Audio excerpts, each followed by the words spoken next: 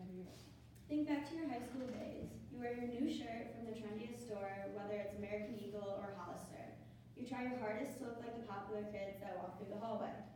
Then you grow up and realize that this ego mindset is senseless, and that a person's physical appearance shouldn't be their gateway into being accepted by society. I know this sounds like your typical Mean Girls movie, but we're all guilty of nitpicking an individual when we're first introduced to them. We construct endless assumptions based on this first impression, but whether the person obtains a different race, religion, age, or gender other than ourselves, I find that nothing is more important than to accept people for who they are. Although I may create some conclusions upon first meeting someone, I like to think of myself as one to love others for their own unique persons.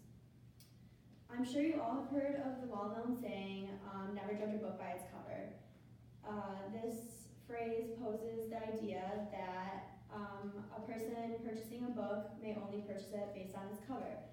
They often overlook books purely because the cover looks dull or uninteresting to them. Although this quote may seem cliche and feel good, I live by this saying.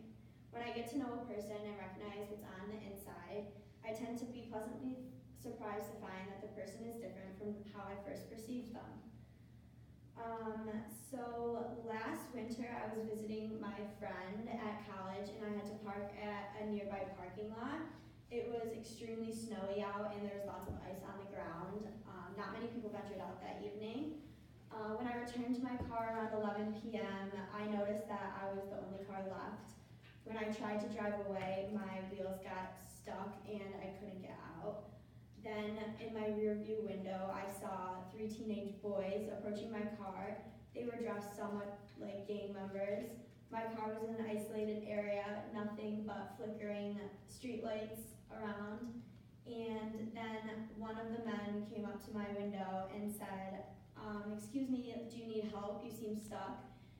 Still fearing the worst, I nodded, and he said, okay, stay right here, we'll push you out. And when they finally pushed me out, they waved and smiled, and I thanked them, but I was embarrassed to have judged them so poorly. I realize we all have trouble accepting those who are different and don't conquer the social norms that are placed on society. But imagine how boring life would be if everyone was the same as everyone else. Accept the reality of other people.